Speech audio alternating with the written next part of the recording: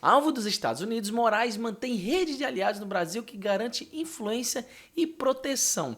Para dar uma introdução bem legal aqui, vocês sabem que o Alexandre de Moraes é um amigo desse pessoal do PSDB e que, na verdade, eles gostariam de que o PSDB se levantasse como uma grande oposição no Brasil novamente. O problema é que essa oposição, na época que tinha alguma relevância, não conseguia algo realmente expressivo que era chegar a chefe da nação. Quem conseguiu esse feito só foi o Fernando Henrique Cardoso lá atrás. Tirando o FHC, tentaram com José Serra, não conseguiram. Com Geraldo Alckmin não conseguiram. Tentaram com o Aécio Neves, também não conseguiram. Mas o máximo que conseguiram foi o quê? Vender o Geraldo Alckmin para ele poder chegar a vice. Tá igual o Vasco, né? Só a vice-presidente. E aqui é o desejo desse pessoal para poder influenciar Aline Moraes. E o Moraes está se apoiando nisso. Está se apoiando para poder ver se consegue voltar. Vamos dar uma olhadinha quem são esses que eu falei e os outros amiguinhos, inclusive o traidor que está na thumb desse vídeo que eu coloquei. Mas antes de tudo, se inscreva no canal, deixe o seu like, não se esqueça que a gente posta vídeo aqui todo santo dia para te manter muito bem informado. Vamos lá. Parte desses contatos, né, que ele vai falar aqui, ó. O Alexandre de Moraes mantém uma rede de aliados na política brasileira, inclui até apoiadores de Jair Bolsonaro, o que é um problema, viu?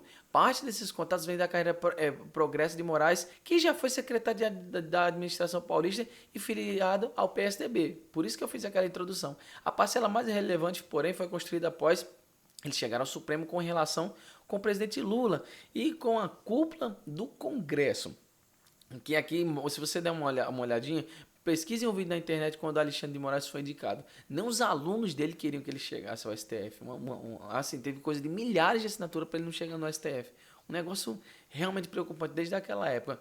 Vamos lá. Esses laços garantem influência sobre decisões políticas, apoio, emplacar aliados e espaço de poder e proteção contra investidas de adversários, como seguidos pelo pedido de impeachment feitos por bolsonaristas do Senado. Aqui, ó, aqui está o problema. Ó. Decisões políticas, ou seja, a intenção mesmo dele é ter essas alianças para poder se dar uma segurança. Aqui mesmo a gente vê um claro exemplo, tá aqui, ó, o Davi Alcolumbre. Se não fosse essa amizade dele e provavelmente ter o rabo preso, o Alexandre de Moraes não conseguiria. No caso, rabo preso do Davi Alcolumbre. Provavelmente, o que já dá a entender que lá no estado do Davi Alcolumbre, ele já está sendo investigado por algumas coisas. Então, meio que aqui na política, aqui em Brasília, se funciona dessa forma. Cada um tem que ter um podre do outro para poder segurar o outro ali e cada um fazer seus esquemas de máfia para as coisas realmente fluírem ali nesse lugar. Infelizmente as coisas lá funcionam dessa forma. Ó. Duas de suas relações mais próximas surgiram por conta desses ataques. Moraes janta quase semanalmente em Brasília com o presidente do Senado, Davi Alcolumbre, e com o antecessor dele, o senador Rodrigo Pacheco, né, do PSD. Então, aqui, cara, isso aqui é claro, isso aqui é evidente. O Pacheco, ele tá para ser indicado a ministro do STF ele pelo Lula. É um dos nomes cotados, né? Eu já fiz vídeo aqui sobre isso. Mas aqui a gente já consegue ver essa influência para dizer assim, não, eu estou jantando aqui, os meus contatos são esses, eu estou jantando aqui com o presidente e o ex-presidente do Senado, por isso que não fazem o meu impeachment. Isso aí está mais do que claro, né? Isso aqui é uma coisa que influencia, porém, a forma de como isso aqui está sendo apresentado é que tem um problema, porque eles atribuem esse poder ao Davi Alcolumbre, só que isso aí o poder é do Senado, tá entendendo? A decisão de pautar o impeachment de um ministro do STF é do presidente do Senado. Não, ele tem que receber, como eu falei. É o Senado que precisa expor isso. No caso, ele só precisa literalmente só dizer assim, não, o impeachment está instaurado. Só que, claro, ele não vai fazer isso porque está jantando com o Moraes quase todo dia, né?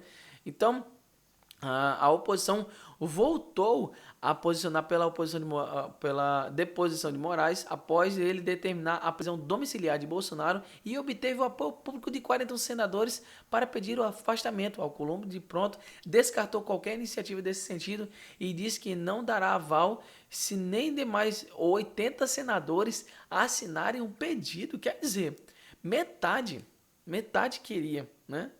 Desses 80, metade aí, que foram 41 senadores, queriam o impeachment. né? E o que aconteceu? Não, a gente não vai faltar, pode estar os 80 aí, 80, 81, 200 senadores, aí não pauta nada, o que é uma vergonha, o que é vergonha, só que aqui mostra a fragilidade dele. Só mostra que ele precisa ter essas alianças, tá jantando com o presidente do Senado para poder ter alguma força ali, porque ele precisa demonstrar força política. Cara, isso aqui é uma distorção completa do que seria a Suprema Corte do Brasil. Isso aqui é um verdadeiro absurdo. Eu não sei como tem gente que olha isso aqui e vê como uma coisa mais natural do mundo, né? Aqui, o senador acompanhou a apuração pessoalmente na sede da Justiça Eleitoral, que lhe rendeu homenagens de Moraes. O ministro também organizou um jantar em sua casa com políticos para celebrar os 4 anos de gestão de Pacheco no Senado e estimulou honrarias ao ao mineiro no mundo jurídico. Você vê um negócio ali, uma babação só, um negócio ridículo, né?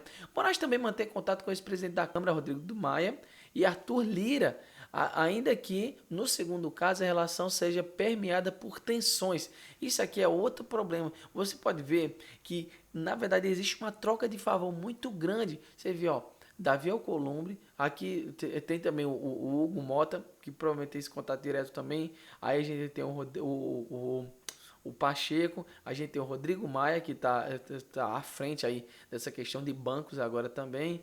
Aí Arthur Lira. Então você perceba que ele pegou só esse pessoal que pode influenciar outras pessoas. Isso aqui é você fazer política em um lugar que não deveria haver política de forma nenhuma, que era esse envolvimento direto, porque os poderes eles são independentes, não pode ter essa influência. E só o fato de um ministro da Suprema Corte precisar fazer alguma coisa para ter influência política já mostra a total parcialidade desse camarada. Mas o que a oposição faz? Não, aliás, o que o pessoal faz? Não, isso é normal, tem que ser assim, cara, não tem como ver isso com bons olhos. Não tem, de forma alguma. Aí aqui, ó, vai falar de Maia, vai falar do Lira, né? Aí aqui, claro, ó, aqui, vai reforçar isso aqui, ó, vai falar do Lula, né? Desde a volta de Lula ao poder, o ministro também se aproxima do petista com quem discutiu a nomeação do ministro para o TSE em julho. O presidente fez o jantar de desagravo ao ministro ao Palácio da Alvorada contra as sanções impostas por Trump. Também já fiz vídeo sobre isso aqui, você pode pesquisar. Suas relações mais antigas do atual governo é com Geraldo Alckmin, PSB, que lançou Moraes na política em 2002 ao nomeá-lo secretário de Justiça e Defesa de Cidadania do governo paulista. Os dois costumam conversar, apesar do estilo discreto do vice-presidente. Foi o que eu falei, é a vontade de voltar aquela oposição, né? Aquele nome da direita, uma possível direita, que na verdade era só uma parcela. O que esse pessoal tem é muita inveja de todo o movimento de direita que tem hoje, que o Bolsonaro abarcou todinho para si. Essa é a verdade. Eles queriam ter esses nomes fortes para poderem estar sendo cogitados para uma presidência, ou mesmo para poder dar força para ele, tipo assim, para agora ter um rompimento e de repente ser oposição ao Lula, mas eles não conseguem. Eu pode ter certeza que o Geraldo Alckmin queria muito que o Lula fosse dessa para melhor naquele tempo que ele estava doente, para poder fazer alguma coisa, porque a raiva que esse cara tem é gigante, até porque na hora que era para poder ele assumir alguma coisa, quem fazia alguma coisa era a Janja, não era nem ele. Só mostra como é que ele é fraco como oposição aí, teve que se vender para poder ter alguma relevância, né? O ministro do STF foi filiado ao PSDB, ao PFL, hoje Partido União Brasil, e ao PMDB, atual MDB, dos tempos do Tucano. Ele aguardou, vale lembrar também, que vai falar aqui também, do MDB, do Michel Temer também, que queria esse retorno dessa oposição dos tempos de Dante, né? Carlos Sampaio e tudo mais, e falou algumas coisas. Aqui, ó, em 2023, quando Barbosa virou deputado federal, o ministro telefonou para parlamentares tucanos para pedir votos para o amigo da eleição do líder da bancada do PSDB na Câmara, de acordo com políticos que receberam eles telefonemas. O apelo não deu certo e Adolfo Viana acabou reeleito. Você vê que eles não conseguem ter essa aliança nem entre eles, cara. Eles não conseguem.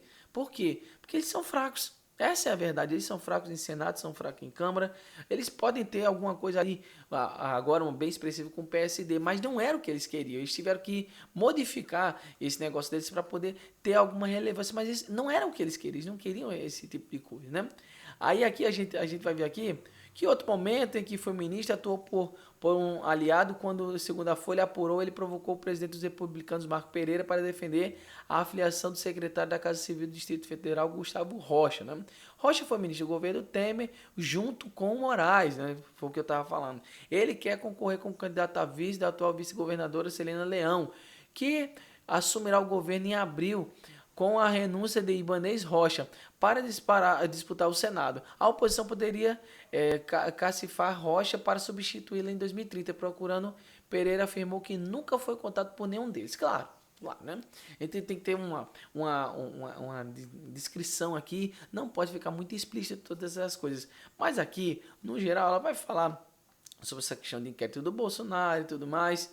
E aqui só mostra o seguinte, o que esse pessoal queria era a volta do PSDB e queria também que o Alexandre de Moraes fosse fortalecido. Mas será que esses amiguinhos do Moraes, eles conseguem dar esse apoio todo a ele? E a resposta é não. Conseguem ter alguma relevância? Sim, pelos seus cargos que estão atualmente. Só que o que faz uma oposição realmente forte, ela está ligada de todas as formas. E esse pessoal só quer ver o próprio bolso. Já fez vídeo aqui, por exemplo, do Hugo Mota, que na verdade só quer eleger o pai dele no ano que vem ao Senado, né? O Davi Alcolumbre tá tendo uma garantia ali dentro do estado dele para não ser pego pela Polícia Federal. E esses outros só querem ter os tempos de Dante de volta para poder formar uma oposição forte novamente ao governo atual. Mas eles não vão conseguir fazer isso porque não são unidos. Exatamente porque eles precisam de garantias para poder montar essa oposição. Diferente de uma oposição que se opõe ao atual governo de forma ideológica, que é o que nós vemos na direita hoje, apesar de suas dissensões.